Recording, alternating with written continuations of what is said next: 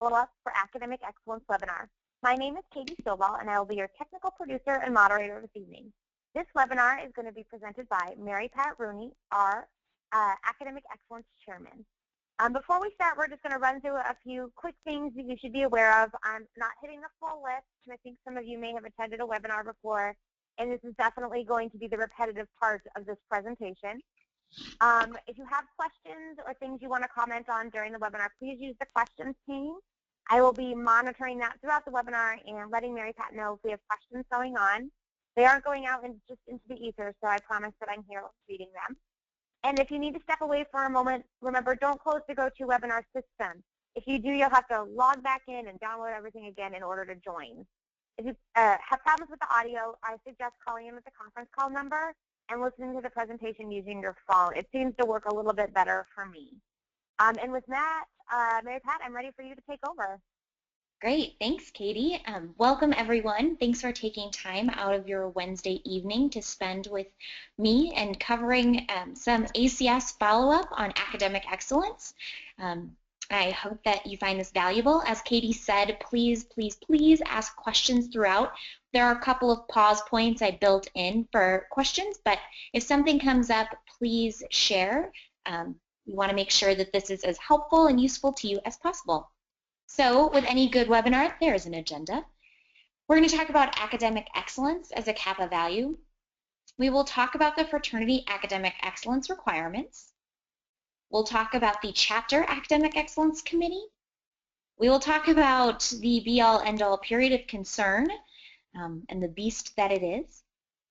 We will talk about the Academic Excellence Report that you will be receiving once your chapters start turning in those springtime grades, if you haven't started already. We will cover working with the Fraternity Academic Excellence Committee, which is the committee that I oversee. And finally, your questions will hopefully all be answered. So let's jump right into it. So academic excellence is absolutely a value of Kappa Kappa Gamma. Right here in our mission statement, in bold, respect for intellectual development is a big piece of who we are and what we do. And that is for our college women as well as ourselves as alum, really continuing to develop ourselves. And today we'll be specifically talking about more of the academic excellence while in school. The fraternity has several kind of touch points at which there are qualifications surrounding academic excellence. So first is at membership qualifications. So this is looking at women who are potential new members. She's demonstrated academic interest and has attained at least a B+ average or its equivalent under any other grading systems from high school, or at least a B- average or its equivalent and under any other grading system for the previous completed term as a full-time student at a college or university or higher standard as defined by the chapter bylaws. So a PNM coming from high school must hit a B+ average, and a PNM coming from college as a full-time student must have at least a B- average. Now this is within this piece of the bylaws. It's cited right at the bottom for your reference. It does state that the chapter can set a higher standard in the chapter's bylaws. And normally the fraternity says, you know, don't go above and beyond, but in this case they are able to. A member that's falling below those grade point averages would be someone that would need a grade exception, which I'm sure in the membership talks at ACS you all have covered. So this is point A, where there can be and is a GPA requirement. The second point, point B, where there is a GPA requirement, is for officer eligibility. Only members meeting all financial obligations, standards of conduct. Mary Pat, can I jump in for just a second? Yes, please. I think we might be having some technical difficulties. If you cannot see Mary Pat's screen, will you use the raise your hand feature in the panel, the viewer panel, so that I can see how many people might be having technical difficulties? Oh boy.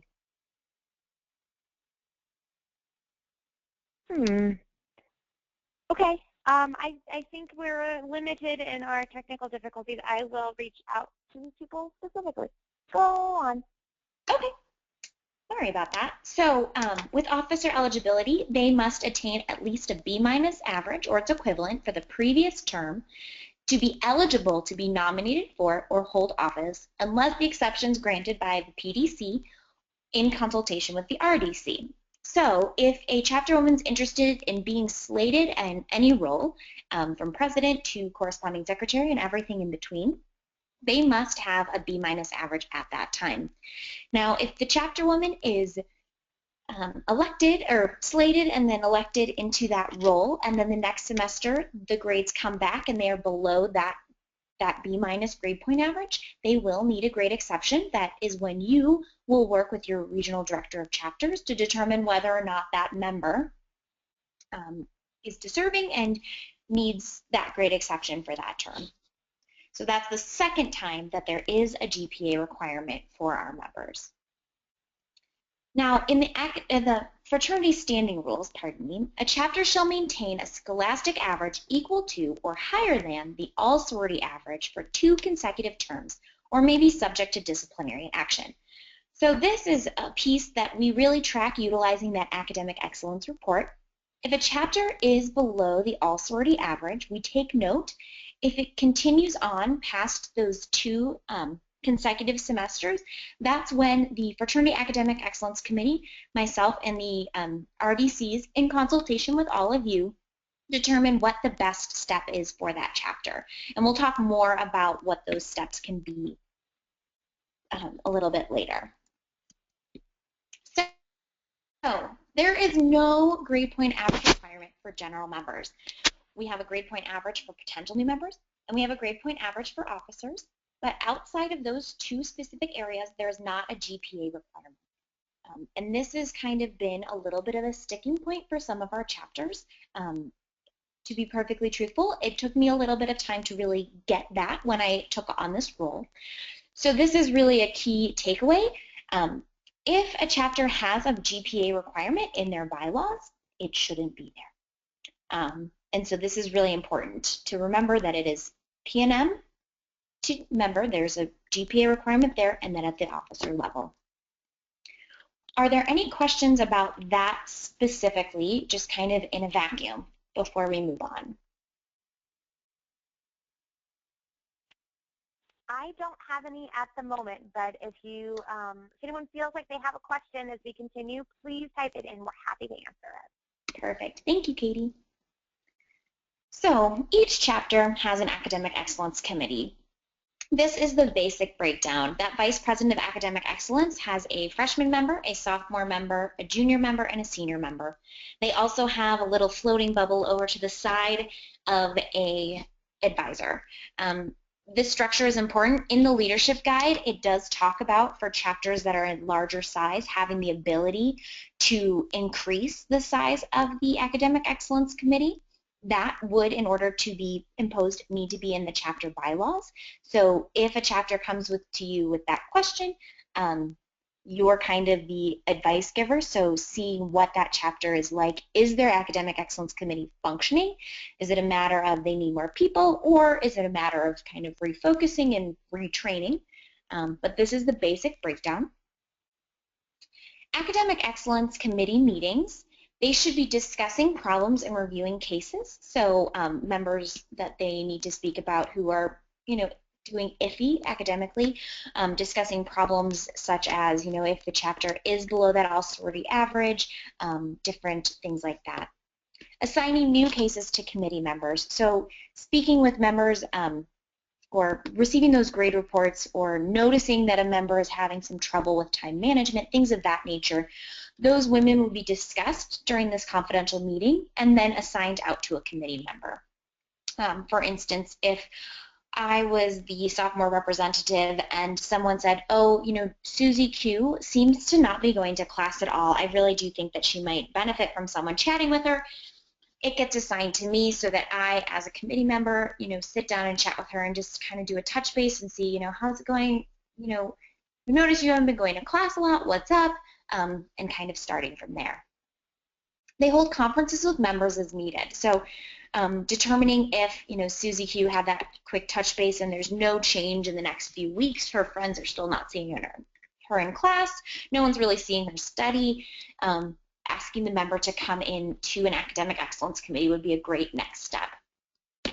So these can be one-on-one conferences, just like I described if I was a sophomore member and I met with Susie Q on my own, or formal conferences when after Susie Q doesn't really start showing up to class after we talked about it, bringing her in with the entire committee. They also evaluate and plan academic programming. And this is a big one that I've seen in the last few semesters that chapter women are really interested in having programs and determining how best to motivate their members. I think that the evaluate piece is something that they often gloss over. So if they're doing smart cookies, for instance, so if you get an A, you get a cookie in meeting, but they're not seeing a lot of members self-identify their A's or whatnot, asking them before they just jump in and try another idea to really ask the chapter what motivates them, what they liked about the program, what they didn't like. I think that really pointing them to that evaluate piece is really key, so that they're not just kind of throwing jello at a wall and seeing what sticks. So when they're doing that academic programming planning, whether it's a workshop, a motivation technique, a quick program during a meeting, how does this support the chapter goal as a whole? You know, what about having a program with the university's you know, resource center is going to help the chapter, and having those goals written down. What does our chapter need? What's the kind of issue? Is it that we all perform really well academically, but we're at a really academically competitive school, so we are always below that ASA with a 3.9 GPA or something like that? So do they need more motivation? Do they need just pats on the back? Or is it a chapter that is academically suffering, and there's quite a few chapter women that are just not engaged in academic programming, or maybe don't see value in academic excellence? Do they need, more of those smart cookies or raffles if you don't skip class, or whatever have you? So having that conversation about what's the real end game here. So that's kind of what would happen at a meeting in terms of the Academic Excellence Committee. I think that the academic programming is something that a lot of chapters end up getting into a space of, we're going to buy our chapter members things when they do really great. And sometimes that works really well, but other times that's not a motivator for members, and then they end up going over budget. So I really do suggest that as you work with BPAEs, their committees, and their advisors, that you really suggest that they evaluate what they're doing, see if members are enjoying it. If they seem disengaged, ask why, and really, test things at a low-cost basis before really ramping it up. Any questions about that thus far? No, I think right now we're good. Keep heading forward. Perfect. Sorry, coming from a former wannabe teacher, I always ask questions before I move on. So here's a really big thing. When do we put a member on period of concern, or POC, as I'll refer to it going forward?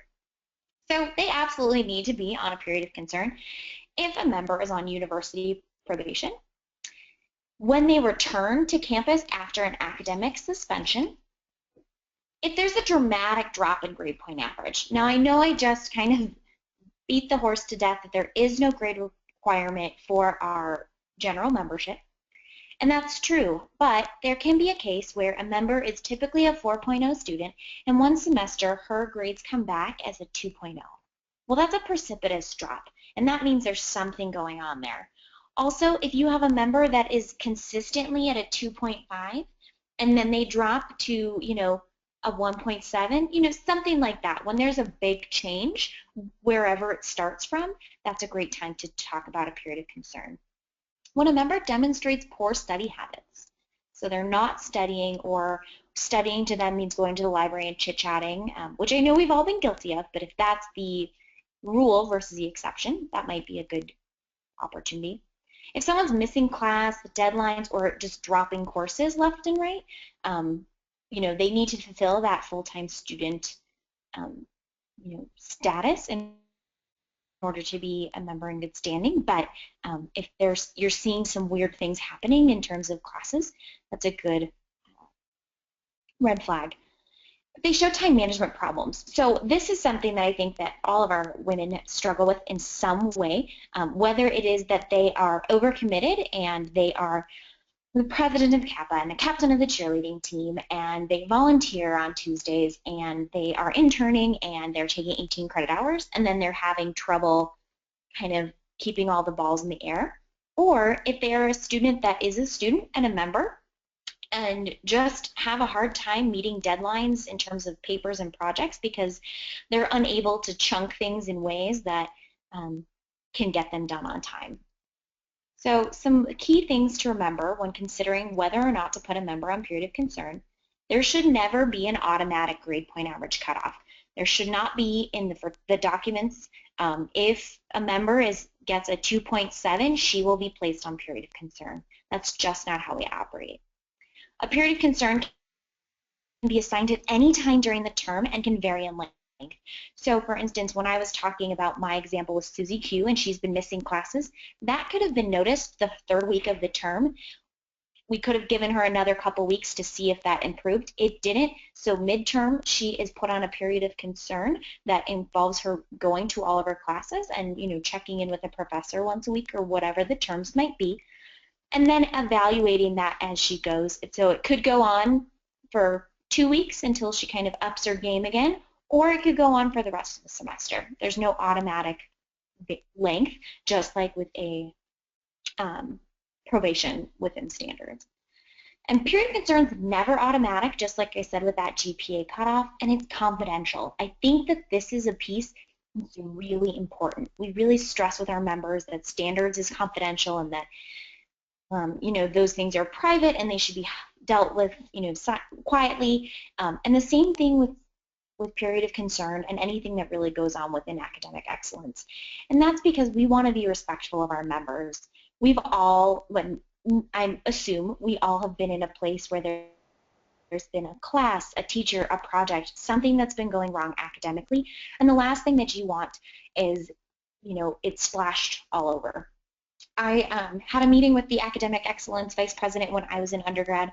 My GPA dropped because, frankly, I had to take algebra and I had mono. So there were definite reasons, but I was very grateful that that conversation wasn't splashed all over the chapter from her end or at my end. Now, we can't control what the members say about their conferences, but just really driving that home, I think it's a level of respect and it's a level of dignity that's placed on this program, and it's really, you know, allows it to be stronger. Questions about any of that? Not at the moment, but I do want to note that while we call this a period of concern, it really is a supportive time for us to help members find the academic resources they need to be successful, whether they be on campus or within the chapter or pairing them with another member that's also in that major to help them study. It's just helping them succeed in the environment that they're in. Absolutely, and we're going to talk a little bit about how period of concern works, sorry. I believe, in the next slide. No, don't be sorry. That was wonderful. No, no, no. You're just an advanced student, Katie. Reading ahead. Heard it too many times, maybe. But no questions at this point, so perfect. So I went into a little more detail just because that automatic GPA for period of concern constantly crops up in chapter documents. I get tons of emails from chapter women saying, well, our GPA is so low, so this is what I want to do. And here's really why we don't, you know, allow that. So grade point average isn't always a good measure of academic performance for students. So standards might vary based on major, school, within a university, or the university itself, or field of study. So frankly, a student might be doing really well in their classes, and it's, you know, a 3.0 because they're taking things that are super difficult, but that's really great performance for them. This policy also allows the AE committee to work with chapter women who are suffering academically, though they haven't shown a precipitous drop in grade point average, and provide the support like Katie talked about. So if you notice that Susie Q's not going to class, that's going to hit her later down the line. So by having that period of concern, which I think the supportive document piece is really key, to kind of back her up and to guide her and slowly kind of zhuzh her in that right direction, it's going to help more than if you wait till the next semester when those grades are reported and you realize Susie Q, got a D in that class because she didn't show up. And then an automatic cutoff really removes the ability to treat members as individuals and allows you to really tailor the support to their needs. So it's a little bit, cut and paste, or a little less rather cut and paste. It allows, just like within a standards conference, talking about each situation in a vacuum and determining what's best for that member to really help them kind of grow and move forward and perform to their highest ability. So this is 6 steps to implementing a period of concern. So a member of the AE committee meets with the individual to explore the nature of the problem. So me as the sophomore member is talking to Susie Q to figure out why she's not going to class. Is it the professor's a jerk? Is it because it's at 8 a.m. on Monday mornings? Is it because she doesn't think that she needs to go to class for that particular area because, she took it in high school and she's super good at it already? Then the AE committee with the advisor present votes to put the member on period of concern.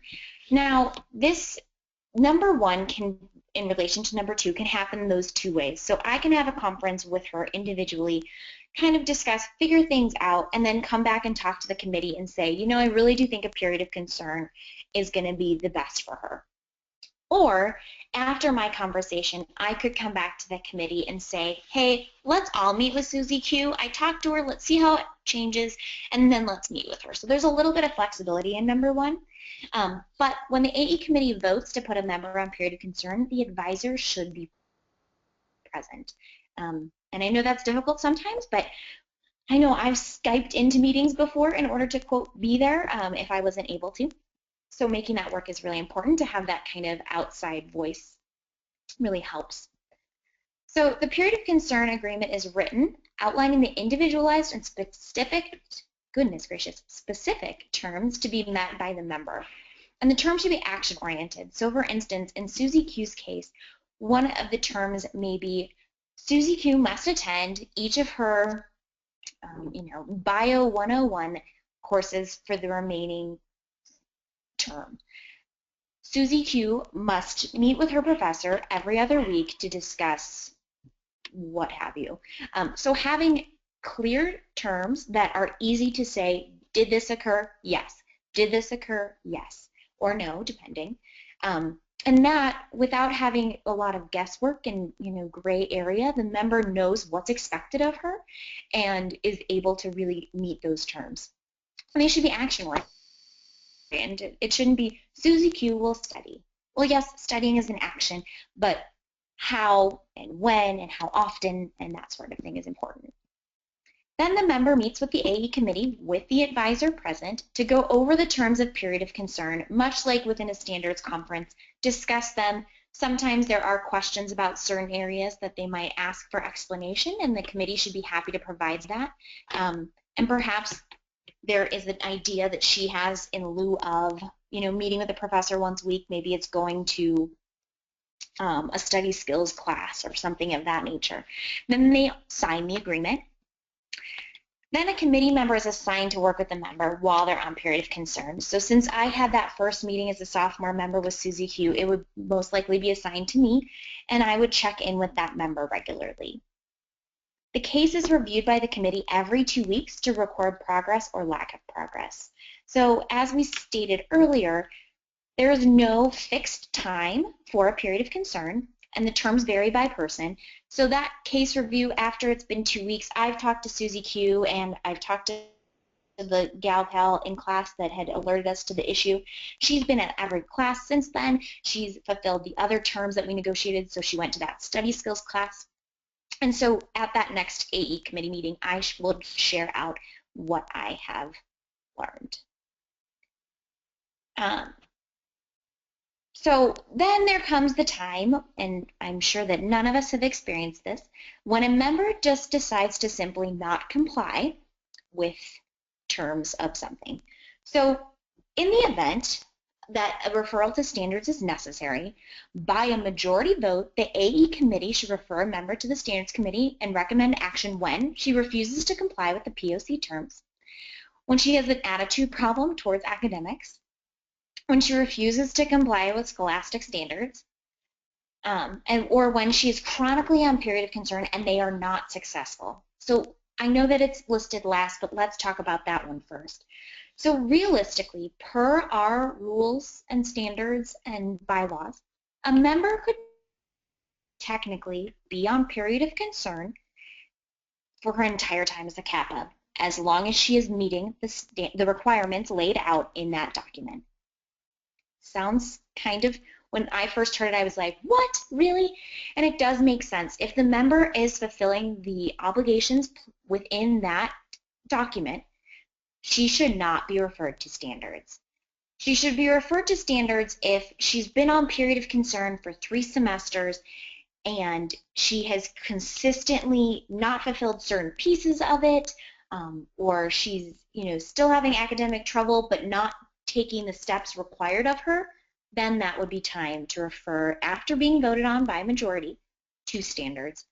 Also, if the member just flat out refuses to comply and has the terrible attitude problem towards it, or doesn't respond to the academic excellence committee ever, doesn't show up to meetings, that would be when a referral to standards would be appropriate. Now, once a member is referred to standards, that is when the academic excellence committee provides the standards committee with the documentation of what has occurred and then steps back. That is when it's totally transferred over. The AE committee, the VPAE, have no more skin in that game. They have done what they can do, and now they've taken it to the next level, which I think is sometimes hard for chapter women because they get so invested. So the last word on period of concern, please remember when talking with your chapter women that it is a period of support, not probation. Probation is only implemented by the standards committee. Period of concern is never automatically implemented. It has to go through that process of meeting with a member, figuring out what's going on, determining what's going to work best for her, and then voting upon it. There's no required number of times or duration of period of concern before requiring standards referral or loss of membership. So remember, it has to go through the proper steps, and there's no automatic cutoff. So I know that I've read some chapter documents, not recently, but in the last year or so, that stated that if a member's on period of concern for 3 terms, then she is asked to leave. Well, that's just not how we roll, for lack of a better term. And we really want to make sure that that member is getting the support that they need to perform academically, not just for our chapters, but for their future. And then here comes, what questions do you have about period of concern? I will say, before we jump into any that have popped up, there is a great webinar that I worked with Jenna Wiesner, who is one of the assistants to the Director of Standards, on about how academic excellence and standards work together. That is located, a link to the Working Together webinar series is located in the VPAE resources on the CAPA webpage. It's great. It's 20 minutes. I cover kind of basically what I just covered, but then Jenna steps in and describes how standards deals with it. It's really great. It's quick and easy. It's on demand. So that's a really great resource right off the bat. And I am working on creating a webinar just on period of concern for chapters, and hopefully we'll have that up on the website before school starts in August. So if they have specific questions, we can point them there first and then to additional support. But what questions do you guys have now? We do have one question. How often does the AE committee meet? Based on the POC terms, or do we have a recommended time frame, for example, weekly? Truthfully, I don't have my leadership guide open right now. To the best of my recollection, it is every other week at minimum. I do know chapters sometimes do meet weekly, depending on the number of people that they're working with, but at least every 2 weeks, so that you are evaluating those women on period of concern and discussing those cases every 2 weeks. and I can double Awesome. check. I was going to say with really large chapters, weekly may be necessary just so that they can keep up with the number of women they may be working with. Right. If you have a chapter with 400 people, every other week is just not going to work. But smaller chapters can kind of get away with every other week.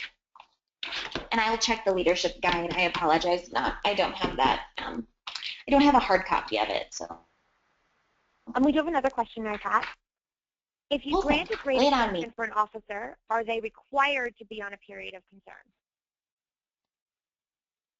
That is a wonderful question, and perhaps, Katie, you could give some additional support. I do not think so, but I do think that it would be a great idea and a good suggestion. I was asked to repeat the question. If a PDC in consultation with her RDC grant a grade exception for an officer, are they required to automatically be on a period of concern? And I don't believe that they are required to be. That is not written anywhere. I think it would be recommended. If you're granting an exception, clearly they're having some sort of issue with their grades. They were probably above the officer requirement when they were elected and maybe are not now, which means there was a shift in their grades. They might have some time management issues. I don't think that extra support wouldn't be a terrible idea. I like to make that recommendation both from officer grade exceptions as well as new members that we're giving a grade exception to. I think that helping them get situated in an academic environment is necessary.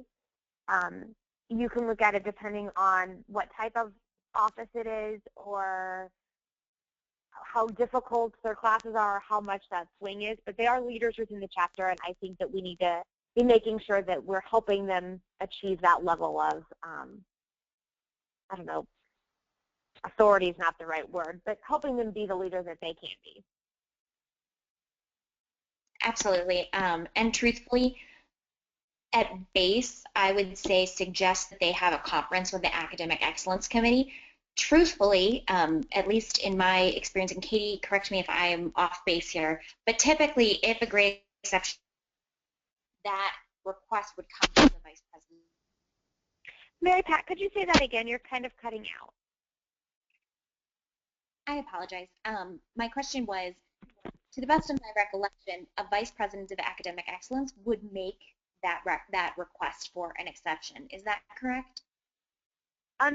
The request for an exception can come both from the VPAE if she's consolidating them for an officer, or they can come directly from the officer themselves.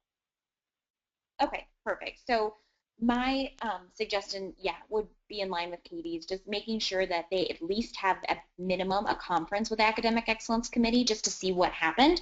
Perhaps it was that they had mono and took algebra, or perhaps there's something else going on. So yeah, I think that's a great question.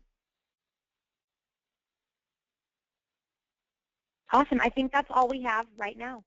Perfect. Well, I skipped ahead like 152 slides, so let me go back. I'm sorry for the flopping around. So we're going to talk about the Academic Excellence Report. This report that's submitted through Key Reports is due 2 weeks into each new term or as soon as grade reports become available from the university. So your chapter woman will be filling this out. They should at this point be trained to know that it is through Key Reports. However, I still receive by way of headquarters that, the old paper form. So Key Reports is key. So it's good to remind them and to ask them to make sure that they're submitting. I know that at this point in the summer, it's, end of July, and I have 34% of the chapters reporting. So it is not often top of mind, but we do eventually get most chapters. When it arrives, you should do the following. You should review the chapter grade point average in relation to the all-sorority average. This is really helpful, that the chapter GPA will appear in red if it's below the all-sorority average, and that is in Section 2. So Section 1 covers what the campus grade stats are. So it's the all-women, the all-sorority average, the all-woman average, the number of sororities on campus, and then the number of NPC groups on campus. Section 2 covers the chapter-specific information as stated there. You're also going to want to review the number of officers below the campus's B- average. It will also appear in red if it's anything other than 0. You can also review at the bottom the constructor response items to determine what further action is needed for chapter bylaws or additional support by my AE team. That is a great place to see if there is a bylaw requirement, saying if they have a 2.7, they go to, you know, period of concern or whatnot. I will say about 40% of chapters, being kind of generous, fill that piece out. So if you have the chance to chat with your chapter about fulfilling that report, please ask them to fill out those constructor responses, especially for me, well, for you guys, the bylaws, but for me especially, kind of the what other programming and support do you need, because that's where I kind of help form my team's action plan.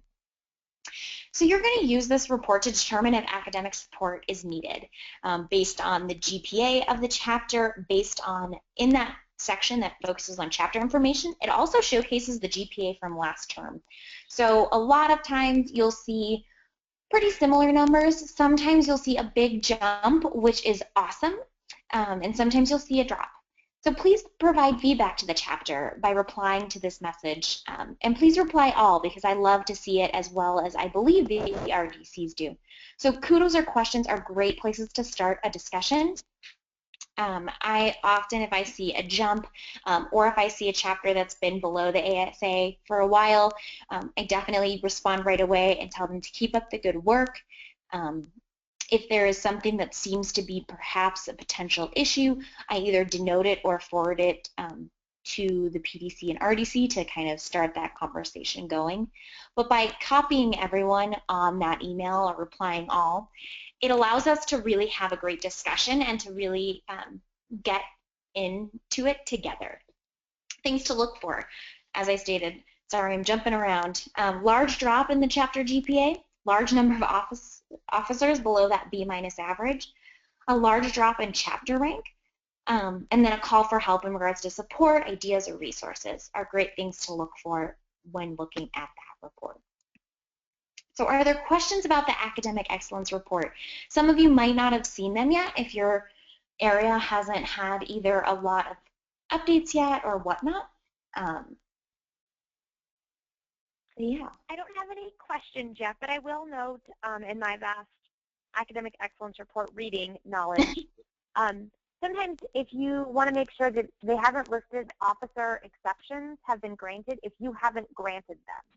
So if you're reading the report and you're noticing that the chapter has 3 officers that were granted a grade exception, but you didn't approve any of those, you might want to reach out to them and follow up with that. They could be not realizing they need to ask you for them. They could also be in process of asking for them, but have already filled out the report. Just making sure we understand that timing overlap and that we're closing all the circles there. Thank you very much. I appreciate that. Still no questions? Nope, we're good to keep moving. Perfect. So working with the Academic Excellence team. So operating under the Chairman of Academic Excellence, which right now is me, this group works to provide support to chapters who are struggling academically. It can vary from email communication with the VPAE regarding a particular issue, like period of concern terms or a programming idea, to monthly calls with the AE chairman to check in on progress, programs, and performance. Chapter support is determined based on the following: historical academic performance. Have they been under ASA for 12 semesters? Have they been under ASA for 2? Discussion with the RDC and the PDC. This is absolutely a team sport. I get a report. I don't know these women. I don't know necessarily what the campus is like. So I reach out to the PDC and the RDC to help inform and put some color behind the numbers that I often see. And also discussions with leadership consultants, said after visit, but sometimes during visit. So last year I had a couple LCs email me while they were on a visit and say, hey, this is this idea, or hey, this is how they're doing it, what do you think? So I do kind of talk with them frequently as a way, because they get a whole different picture than even we do. When working with a chapter, a member of the AE team is asked to copy the PDC on all communication so that you guys know what's happening in your chapters, and so you're not having to ask questions multiple times, or you're not wondering where the heck things are coming from.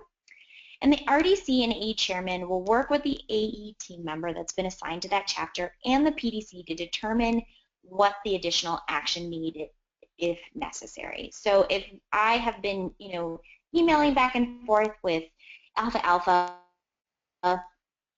chapter, and I, think that there's some issues happening, and I really do think that they should move to like kind of more of a monthly call and then have some additional resources. I will speak with the PDC and the RDC to see, A, what do we think about that idea? B, what else is going on with the chapter right now? Is this a symptom of a larger problem? Or is this something that's getting pushed to the wayside because of a larger issue that they're dealing with the fraternity as well? Or after working with a chapter for a good amount of time and having little to no success, is it time for more action? As a focus letter in line or something of that nature.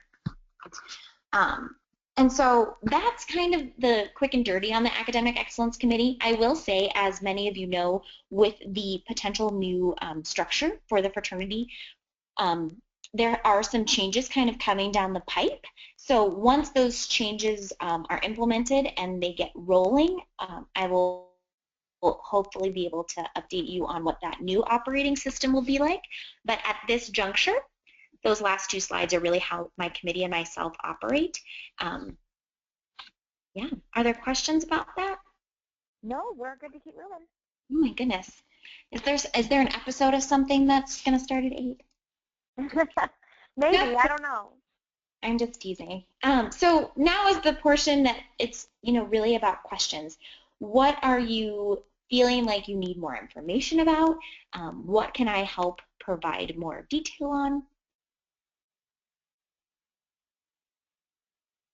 And it could be about anything that we've covered tonight or really anything academically going forward.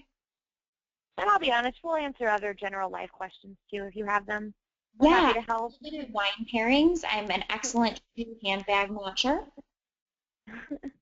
I did have a question, Mary Pat. When the committee hands things off to standards, besides the documentation, is there anything else they should do? Should they attend the standards meeting? Should they be there? What sorts of things should happen at that point?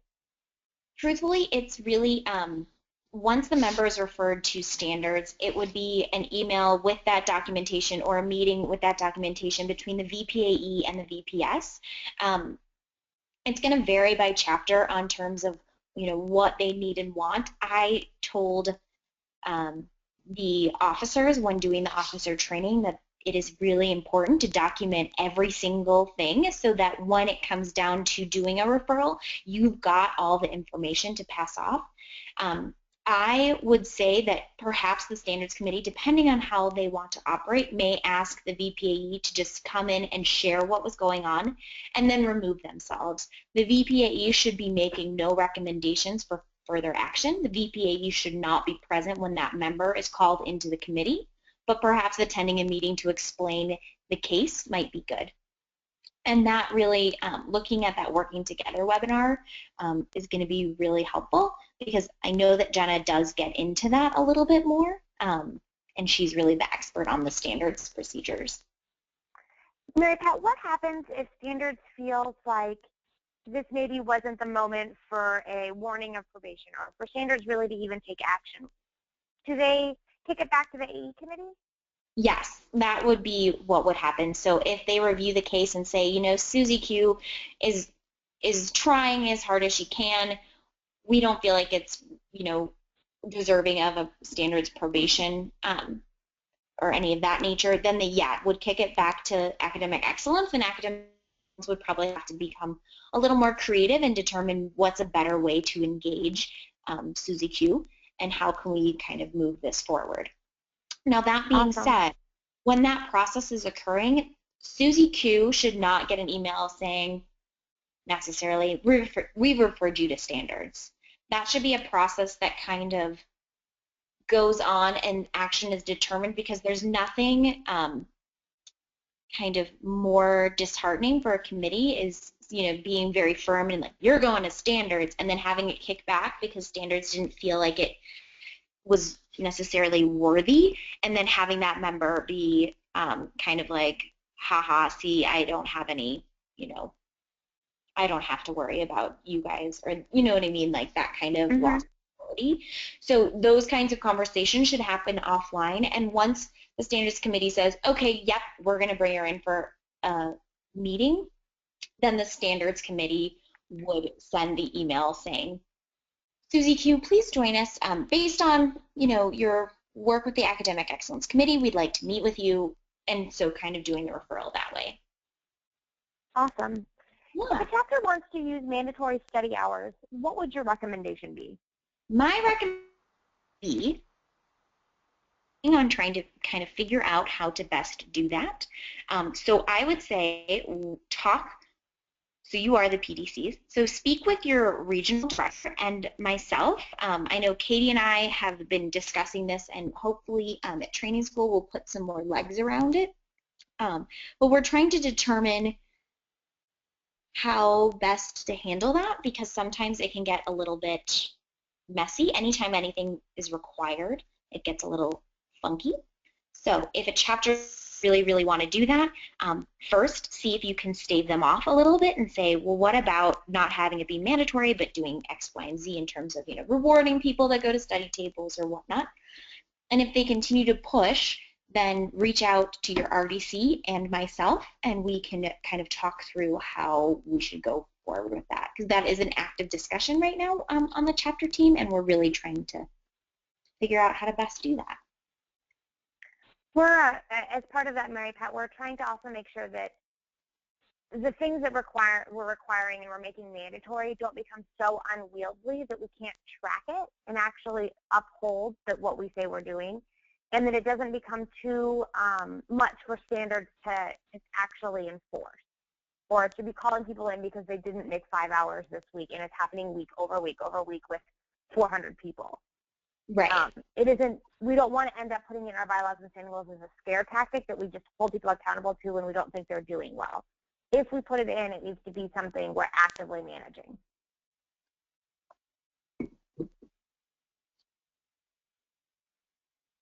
Great. Were there any other questions before we wrap things up? I don't have any from the group here, but we can hang for just a minute and allow a moment of time.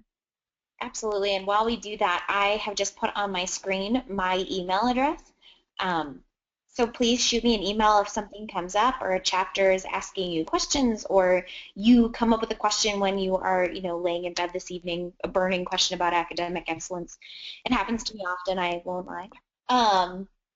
Please send me an email. If it's an emergency situation, like you need an answer ASAP, please put capital HOT in the subject line with the rest of the subject, and I'll try to get back to those faster.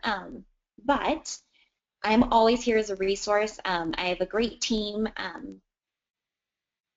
The chapter team is really great about academic excellence and really trying to figure out how we can best serve our members and make sure that they are setting themselves up for success in their future endeavors. And I'm really grateful that you guys spent some time this evening with myself and Katie to talk more about this.